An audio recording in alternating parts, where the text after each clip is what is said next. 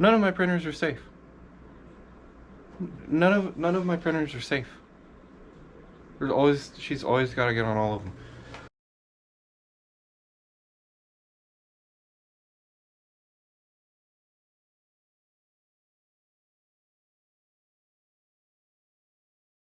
So what I have on the top of this Voron 2.4 is actually an automated filament changer that I've been working on for about a year now. And what makes it different from something like a carrot feeder is that it is a fully modular system, and each spool is contained in its own dry box that is hot swappable. The way we do that is with pogo pins. Each cassette has its own extruder unit. This is how we get the filament to and from the tool head. So there is obviously a splitter at the back of the printer that each one of these feeds into independently. But more importantly than how it gets to the tool head, this is a modular system, so it does not have to go on a Voron. You can take the modules and make it as small or as big as you want. It's completely scalable. It doesn't have to be 8 colors. It can be less, it could be more. In the development of this, what we've done is, as opposed to something like the carrot feeder where we're using 9-gram servos, we've gone for a standard size one that just allows us to get the bite onto the filament so we can push it really far.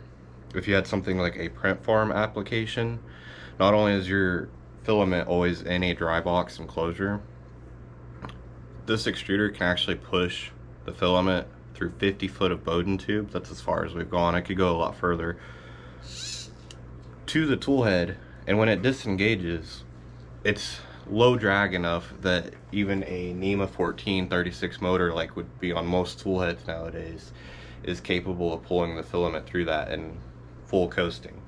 Being modular, it doesn't necessarily have to be built in a configuration like this. If you just wanted to make a sled with a series of extruders and hot swap spools on top of that, you could do that. The respooler, which has been designed into the new cassette that we're working on, is its own module. This is very similar to Filamentalist, which is a mod for the carrot feeder, except it's been shrunk down a lot, obviously, to fit inside the cassettes and still make them printable on something that's like 220 square build volume. Actually, every component of this has been designed to print on a 220 bed in PLA. However, we've been working on adding these guys, which is a 24-volt heating element that you'd see in a filament dryer typically, which obviously you're not going to be printing a heated enclosure in PLA. You'd have to do a nicer material like PC ABS blend, but this is in the works, so we'll have active drying in the cassettes should people want it. The other thing is, instead of using encoders, we're just doing checks on a series of end stops. There's one in the cassette, there's one in the slot. Well, actually, it just goes on the back of the slot like that. And there's one at the end of the hub before the tool head. And the last one is in the tool head. However, it does not have to be in the tool head. If you had something like this and you just put it in the Bowden path near the tool head, we'd still be able to make it work.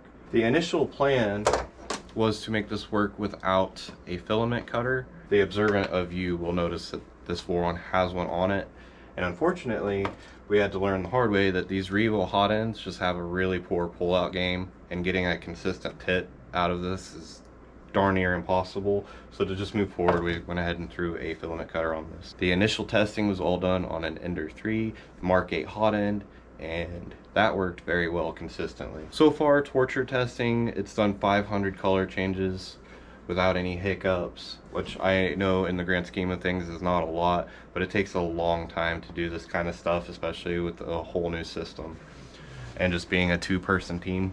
So our go-to print for testing this and setting things up as we configure and get closer to actually releasing this open source has just been the Voron Cube, and we've been making it 3 colors. There's still a lot of work to do, but you'll notice at the back there, the Armored Turtle logo is actually 1 print, 8 colors. So we're getting pretty close to having it ready. Like I said, this will be open source, and everything will be available on GitHub when it is ready. We still have a lot of tuning and finessing to do, quality of life things, but it is coming. Something that we've had to do for this is make our own PCBs for the pogo pins. These will be changing. This is the bare minimum features to make it work. Unfortunately, there's just no way around it. Putting pogo pins on prints or something, they will break. You have to put it on a PCB if you want it to be reliable. If you wanted to build this filament changer as a standalone, you'll see that this frame, while being kind of long, is pretty narrow, especially compared to the top hat that we ended up building for the Voron. However, the same thing applies. It's modules. You can scale this to be 10, 8, 6, 4, 2, however many cassettes you want. These are also parametric, so you can change the angle. For this configuration, we have them 45 degrees. On the top hat, they're 30-degree angles. And that just helps with the filament path to the back where we will have the collector. So this system is still a work in progress. But if you would like to follow along or maybe get into alpha testing for it, then join our Discord. That is where all the updates are actually going to be going for this. I'm not going to be doing a whole lot of YouTube videos on it just because making progress on a project like this, it takes a lot of time. There's nothing, as far as I've seen, that's been done like it yet. So there are definitely still some hurdles to get over, but we do have it working reliably. I think I have a time lapse of it doing an 8-color print. So like I said, this will be completely open sourced when it's ready to put into everyone's hands and give everyone a chance to try it out. I think people will find that it is a lot more reliable than other solutions that are also DIY. That being said, it has been a very expensive project to get to this point, especially with making custom PCBs. These seem simple, but there's actually a custom control board in this top hat here that we've been working on. So if you want to check out the project in more depth or ask questions, join our Discord community.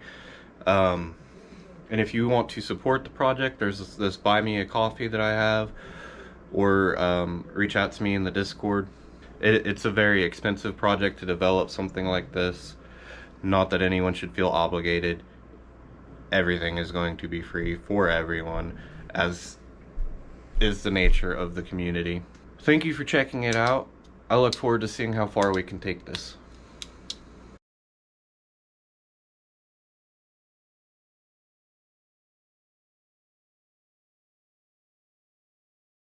This? Reference lost on you? Yep, reference lost on you. Oh.